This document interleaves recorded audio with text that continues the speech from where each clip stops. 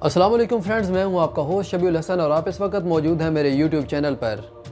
पाकिस्तान में अपोजिशन ने हमेशा मेरे वज़ीर आज़म इमरान ख़ान पर एतराज़ किया कि वो यू टर्न के बादशाह हैं, लेकिन मेरे नज़दीक उनका बहुत ही बड़ा प्लस पॉइंट है ये। इसके बरक्स पड़ोसी मुल्क के वज़ीर आज़म नरेंद्र मोदी, जो कि अपनी हट धर्मी और अनाप परस्ती की वजह से आज इस लेवल पर पहुँच चुके हैं कि मुल्क के चारों कोनों से उनके ख़िलाफ़ एहतजाज शुरू हो चुका हुआ है। नाज़रीन, वीडियो का बाकायदा आगाज़ करते हैं, लेकिन उससे पहले अगर आपने मेरे चैनल को सब्सक्राइब नहीं किया तो सब्सक्राइब कर लें, बेल आइकन को प्रेस कर दें ताकि हर नई आने वाली वीडियो आप तक बर वक्त पहुँच सके। नाज़रीन, वैसे तो नरेंद्र मोदी ने अपने 5 साला दौरे हुकूमत के अंदर बेशुमार गलत फ़ैसले किए, लेकिन उनमें से कुछ ऐसे ब्लंडर भी मारे कि आज पूरे मुल्क से उनके ख़िलाफ़ एहतजाज शुरू हो चुका हुआ है। राफेल तैयारों की डील का मामला हो, जिसको रीराइट करके उसके पीछे छुपी हुई बेशुमार करप्शन का सीन हो, जिससे पूरी। इसके अलावा नरेंद्र मोदी ने मीडिया को कैप्चर करने की मिस्टेक की, जिसमें उसने मीडिया सेल्स को, जो कि कोई भी मीडिया चैनल अगर नरेंद्र मोदी की हुकूमत के ख़िलाफ़ कुछ भी बोलता तो उस चैनल की 24 आवर्स तक के लिए नशरियात मनसूख कर दी जाती थी। इदारों की तबाही का मामला हो, जिसमें नरेंद्र मोदी के बारे में एक इंडियन जरीदे ने लिखा है कि नरेंद्र मोदी वो प्राइम मिनिस्टर हैं जिन्होंने पार्लियामेंट के बहुत ही कम सेशन अटेंड किए हुए हैं, और उन सेशन को अटेंड ना करने की वजह से ज़्यादा नुकसान इदारों का हुआ है। यानी वहाँ पर कोई भी लेजिस्लेटिव किस्म का फ़ैसला नहीं हुआ। उसके बरक्स नरेंद्र मोदी ने सिर्फ इलेक्शन कैंपेन में की गई हुई तकारीर का ही सहारा लिया। मामला हो गंदम और पल्सेस का इंपोर्ट का, और उसमें भी जो बर वक्त इंपोर्ट नहीं की गई, उसकी वजह से इंडिया की मईशत बुरी तरह से कोलैप्स कर गई। इसके अलावा नरेंद्र मोदी की हुकूमत के अंदर गुजरात के मुस्लिम कुछ फसादात के बाद सबसे ज़्यादा मज़ालिम अक़लियतों के ऊपर ढाए गए, चाहे वो हिंदुओं की कम ज़ातें जैसे दलित हैं उनके ऊपर ढाए गए मज़ालिम और उनका कत्ल गारत हो, या ईसाई कम्युनिटी हो, या कश्मीर के मुसलमान हों, या हिंदुस्तान के बाकी जितने भी सूबों में रहने वाले मुसलमान हैं उनको भी मज़हब और धर्म के नाम पर कत्ल गारत किया गया।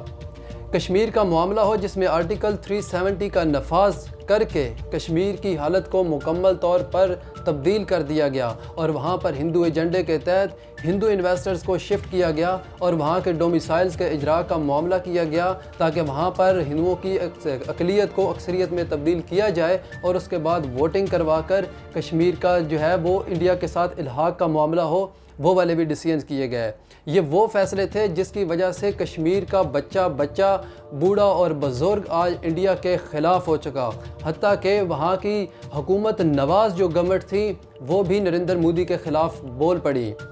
इसके अलावा किसान रिफॉर्म्स के नाम पर पेश किए गए बिल, जिनको लेकर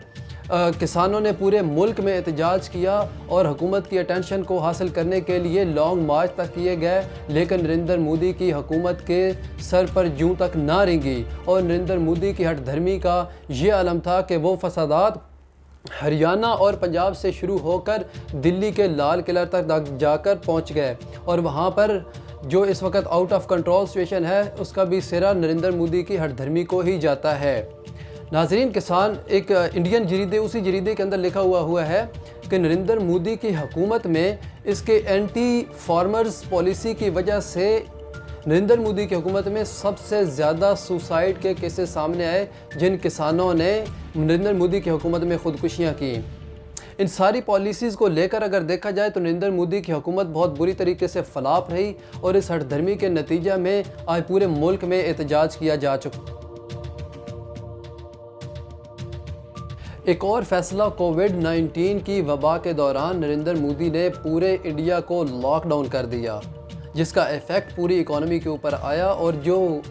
लोग पहले ही खते गुर्बत से नीचे जा रहे थे उनके लिए जीना भी मुश्किल हो गया। यहाँ तक कि भूख हड़ताल और इस तरह की नौबत आ गई कि आवाम रोटी और कपड़े को भी तरसने लग गई और ख़ुदकुशियों का मामला आया। इसके अलावा नरेंद्र मोदी की इन्हीं पॉलिसीज़ को लेकर इंडिया का ख़ित्ते के अंदर, एशिया के ख़ित्ते के अंदर असर व रसूख इतना कम हो गया कि श्रीलंका और नेपाल जैसे कंट्रीज़ भी खुलेआम फ्रंट एंड पर आकर चाइना के साथ ताल्लुकात इस्तवार करने लगे। नाजरीन, इसके बरक्स इमरान ख़ान की फ़्लेक्सिबिलिटी ये थी कि अगर उनकी हुकूमत के अंदर कोई ऐसा फ़ैसला हो जाता कि जो उनको लगता कि ये डिसीजन ठीक नहीं हुआ है क्योंकि परफेक्ट जो है वो सिवाय अल्लाह ताला की ज़ात के कोई भी नहीं है, तो वो उस फ़ैसले को फ्लेक्सिबिलिटी दिखाकर अमेंड करते और उससे यू टर्न लेकर उस फैसले को दोबारा से ठीक करने की कोशिश करते। कोविड-19 का मामला हो तो इमरान खान ने सारी अपोजिशन के प्रोटेस्ट की वजह से प्रोटेस्ट के बरक्स जाके फ़ैसला लिया कि हम इस